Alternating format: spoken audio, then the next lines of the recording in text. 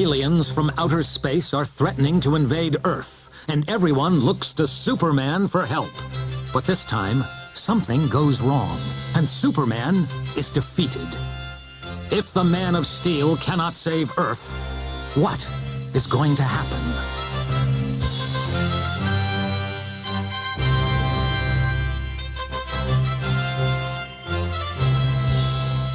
Superman. Double Trouble.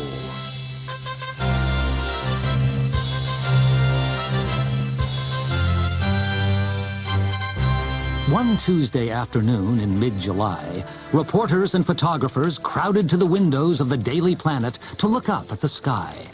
5 strange ships floated overhead. 4 small round flying saucers and a larger one, a mother ship. They made no sound as they hovered, giving no clue at all as to what they were, where they came from, or what they wanted. Down below, Lois Lane and Jimmy Olsen strolled out of the Daily Planet building on their way to lunch. They'd been in the lift and hadn't heard the excitement. As they went into the street, however, Jimmy stopped in his tracks. Wow, look at that! He said, pointing. What a story! Cried Lois as she looked up at the 5 ships. As she spoke, the ships suddenly started moving again, and a few minutes later, they came to rest above the Curak consulate. Lois and Jimmy moved fast, but by the time they reached the spot, the police were there too. Lois's old friend, Police Inspector Bill Henderson, was standing at the entrance.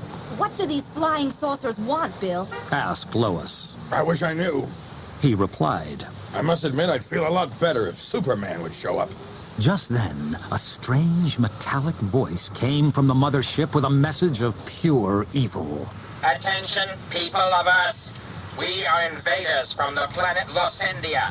Your world has just 24 hours to surrender to us or die. Then, the alien ships began to shoot laser beams at the city below. As people ran for cover, the question on everyone's lips was, why isn't Superman here? Lois and Jimmy raced back to the Daily Planet, where their boss, Perry White, had stopped the presses for their report. In the White House in Washington, the president picked up his phone. These aliens must be stopped. He said firmly. If Superman can't help, we shall have to do it ourselves. Minutes later, fighter jets began to take off for Metropolis. As soon as the pilots reached the alien ships, they began firing.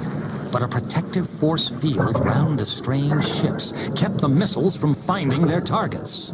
Foolish Earthlings, you cannot defeat us. Boomed the voice from the mother ship. Our advanced technology keeps us from harm. Now you have only 20 hours to surrender. And once more, people began to ask, where is Superman? Next morning, the flying saucers were still above the city. Inside the United Nations, members were discussing the best way to deal with the alien invasion. Lois and Jimmy were outside the Planet building, waiting for something new to happen, when suddenly they saw a familiar flash of red, yellow, and blue. Look! Yelled Jimmy. It's Superman! The Man of Steel lifted one of the ships high above his head, preparing to hurl it back into space. Suddenly, the alien voice spoke again. Stop, Superman. Do not attempt to harm our ship. You leave me no choice, said the hero. You have attacked my planet. At that moment, the doors of the mother ship opened, and the voice said, Enter, Superman, and you will see why we cannot be defeated. Superman flew straight inside, and the doors slid shut behind him. The crowd below waited anxiously, Lois and Jimmy amongst them. When the figure of Superman at last flew out and down, everyone cheered. News reporters and television cameras swarmed around their hero as he landed. Superman looked down at the ground as he spoke. My friends, for years I have protected you from every danger, but now I cannot help. These aliens are too powerful for us. We must surrender to them at once, or we will all die. He finished unhappily. With that, Superman flew off into the sky and disappeared. Back in the Daily Planet offices, Lois said to her editor, I just can't believe that Superman would give up like that. "If he can't defeat the invaders, what chance do the rest of us have? It looks as though they've won," said Perry White. But in the penthouse of the mighty LexCorp building, one man in Metropolis was not unhappy. A smile danced across Lex Luthor's face as he thought, At last, the world has seen Superman for the paper hero he really is. My plan has worked. He lifted the phone to speak to his secret laboratory somewhere in Metropolis. Dr. Howitzer, He said. how goes it? Howitzer was Luthor's chief scientist and engineer. "It's all gone perfectly," he said. "But best of all has been the double." He looked across at a figure standing stiffly in the corner of his lab. It was the figure of Superman, Ah, yes, your Superman robot. said Luthor.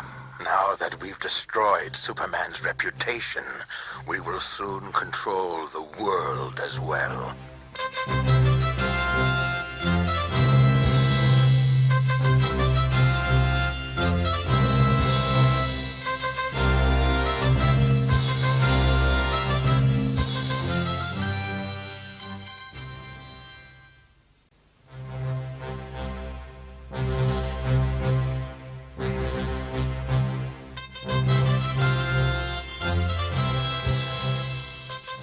Howitzer smiled. He touched a button on his desk, and a cage began to rise up from the floor, its bars glowing green. Inside the cage, the real Superman lay slumped on the floor. Kryptonite radiation flowing through the steel bars of the cage was sapping his strength. You and Luthor will never get away with this evil plan, said Superman weakly, looking across at Howitzer. From the other end of the phone, Luthor heard Superman's voice and laughed. We've already got away with it, Superman. His twofold plan was working perfectly. Superman was completely trapped as long as the cage's kryptonite rays were activated, and the bogus flying saucer invaders that Howitzer had designed had already terrified people everywhere. Now that the world knew that Superman could not help, it would soon surrender. Howitzer grinned as he put the phone down. Then he went back to his latest project, a giant magnifying lens, and ignored Superman in his cage. When Luthor put down his phone, he turned to look at a bank of television screens opposite him. On them, the United Nations members were still discussing whether to surrender or not. Most countries were in favor of it, but some were still holding out. Luthor grinned to himself as he watched. Back in Howitzer's laboratories, Superman was growing weaker by the minute as the kryptonite radiation poured into his cage. Then, he got an idea. Using all his concentration, the Man of Steel aimed his weakened heat vision ray into the lens Howitzer was working on. The giant lens magnified and strengthened the ray. The ray bent as it went through the glass and hit the control panel, which began to glow from the heat. Howitzer had his back toward Superman, and he'd forgotten all about his prisoner. The Man of Steel hoped he wouldn't notice. Just a few more seconds, and... Kapow! The control panel exploded as it overheated, and the cage was shattered by the flying metal. The kryptonite radiation stopped in an instant. Howitzer turned in shock and backed away as Superman jumped up. And now, Said Superman, starting forward. Then the Man of Steel paused. His super hearing had picked up the screams of helpless people. great Krypton! He shouted. When I smashed the control panel, it must have set off the lasers in the UFOs. And he was right. The fake UFOs were now shooting lasers all over Metropolis. First of all, Superman tied up the scientist, saying, You'll stay put there for now. I must stop those lasers. with that, he left, flying at top speed to the Quara consulate. There, the laser beams from the sky were demolishing and destroying buildings one by one. The terrified people of Metropolis crept back to watch Superman as he flew into the largest UFO, smashing it to smithereens. One down, 4 to go. He shouted triumphantly, Look! said Lois. Superman has destroyed the largest spaceship. I knew he couldn't really have given up. Meanwhile, Lex Luthor hit a remote control button that started up his robot Superman in the secret lab. He barked his orders. Get rid of Superman! Destroy him! The robot sprang to life. Reaching Superman just as he was smashing apart the second UFO, the robot double crashed into him, throwing him into the river. Get that on film! Lois cried out to Jimmy as two Supermen flew into the air and launched into battle high above Metropolis.